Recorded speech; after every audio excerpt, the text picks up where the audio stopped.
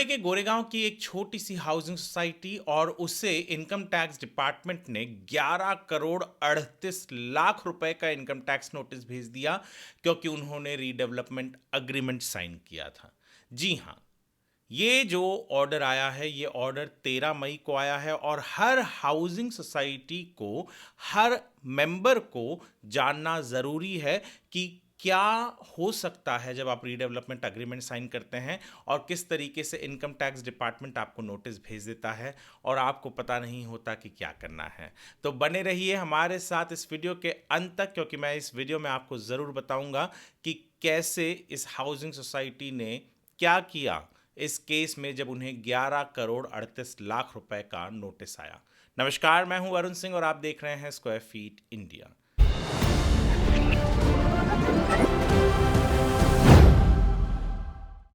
ये गोरेगांव ईस्ट का सूरज Heights cooperative housing society का बी विंग जो है उससे जुड़ा हुआ मामला है।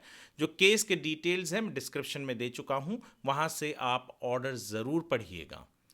तो हुआ ये कि 2015 में इस सोसाइटी ने, जहां 35 फ्लैट है, उन्होंने एक रीडेवलपमेंट अग्रीमेंट साइन किया बिल्डर के साथ और एक सब डेवलपर के साथ। और जब उन्होंने डेवलपमेंट अग्रीमेंट रजिस्टर किया तो एक नोशनल, यानी बिल्डिंग डिमॉलिश होगा, वहाँ नई बिल्डिंग बनेगी और लोगों को एक्स्ट्रा स्पेस मिलेगा। तो डेवलपमेंट अग्रीमेंट का उन्होंने जो notional value, stamp duty value पकड़ा वो कुछ 11 करोड़ 38 लाख रुपए पकड़ा। इसके ऊपर उन्होंने स्टैम्प ड्यूटी भी कुछ 57 लाख रुपए भर दिया था। अब इनकम टैक्स डिपार्टमेंट की नज़र में अचानक ये आया और उन्होंने सोसाइटी को नोटिस भेज दिया, कहा कि ये जो 11 करोड़ 38 लाख रुपए है ये आपका इनकम है, और पूरा का पूरा ऐड कर दिया एज इनकम उनके इसमें। अब उनके लिए बड़ा झटका कि पहली चीज़ तो ये कि रीडेवलपमेंट हुआ ही नहीं, और इस कारण नहीं हुआ क्योंकि बिल्डर और उनके बीच में कुछ अनबन हो गई और उन्होंने अग्रीमेंट जो बिल्डर के साथ था वो कैंसिल कर दिया। पर अफसर ने, जो इनकम टैक्स अफसर था, उसने इस बात को नहीं माना और कहा कि नहीं, आपने रीडेवलपमेंट के लिए जो था वो पैसा 11 करोड़ 38 लाख आपने अग्रीमेंट में दिखाया है, तो वो आपका इनकम ही पकड़ा जाएगा।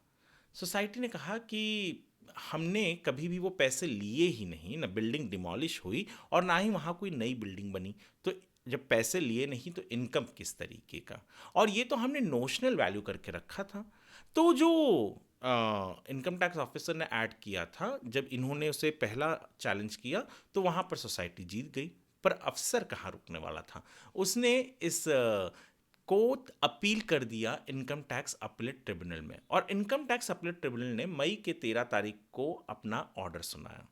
ऑर्डर में कहा कि पहली चीज़ तो ये जो आप स्टैम्प ड्यूटी पकड़ रहे हैं, उन्होंने अफसर को कहा कि डिपार्टमेंट को कहा कि जो आप ये स्टैम्प ड्यूटी पकड़ रहे हैं वो नोशनल है, प्लस ये यहाँ पर इमारत बनी नहीं, और ज़मीन जो है या पूरी की पूरी बिल्डिंग जो है उसके ओनर तो इंडिविजुअल फ्लैट मेंबर्स होते हैं। सोसाइटी तो केवल देख रेख और मेंटेन करने के लिए होती है। तो उनका इनकम कहाँ से आ गया, और पैसे कभी आए ही नहीं। और अगर रीडेवलपमेंट अग्रीमेंट हुआ होता, और भी जब आप ये जो बात कर रहे हैं कि 11 करोड़ 38 लाख अगर आया भी होता तो सोसाइटी को आप नहीं बोल सकते थे, क्योंकि सोसाइटी तो ओनर है नहीं, ये इंडिविजुअल हो सकता है एक अलग चीज़, अगर अगर केस उस तरफ मुड़ता तो हो सकता है। पर इनकम टैक्स अपीलेट ट्रिब्यूनल ने कहा कि ये 11 करोड़ 38 लाख सोसाइटी के लिए इनकम नहीं है, और ख़ास करके इस केस में तो रीडेवलपमेंट हुआ ही नहीं, तो उसको पकड़ा ही नहीं गया इनकम के तरीके से। जब इनको मिला ही नहीं पैसे तो उसको आप इनकम करके मान ही नहीं सकते। और सोसाइटी को finally income tax appellate tribunal ने न्याय दिया, जीत हुई उनकी, कहा कि नहीं, आपके ऊपर ये जो ऐड किया गया है गलत है, उसको पूरी तरीके से डिलीट कर दिया।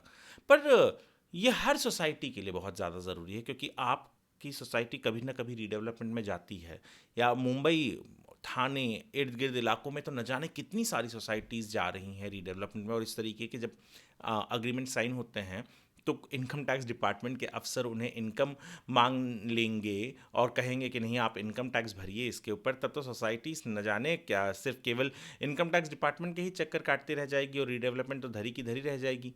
तो ये बहुत ज़रूरी है। इस ऑर्डर के ऊपर एक आर्टिकल हमने हमारे वेबसाइट squarefeetindia.com पर अपलोड किया हुआ है, आप पढ़िए ताकि आपको समझ में आ सके कि क्या हुआ इसमें। वीडियो में बताते वक्त शायद कुछ चीज़ें मैं मिस कर गया हूँगा, तो पर आर्टिकल में हमने क्लियरली लिखा है, आप वहाँ जाकर पढ़िए ताकि आपको समझ में आ सके कि कैसे ये सोसाइटी ने जीत दर्ज की। यदि आप हमारे इस वीडियो को स्क्वायर फिट इंडिया के यूट्यूब चैनल पर देख रहे हैं तो हमारे चैनल को सब्सक्राइब करें, फेसबुक पर देख रहे हैं तो फॉलो करें, वीडियो को लाइक करें, सेव करके रखें, शेयर करें ज़्यादा से ज़्यादा लोगों के साथ ताकि उन्हें पता चल सके कि किस तरीके से ऐसी छोटी छोटी चीज़ें भी अड़ंगे आ जाती है रीडेवलपमेंट के वक्त और कैसे उसके ऊपर जीत पाई जा सकती है। वीडियो देखने के लिए आपका धन्यवाद।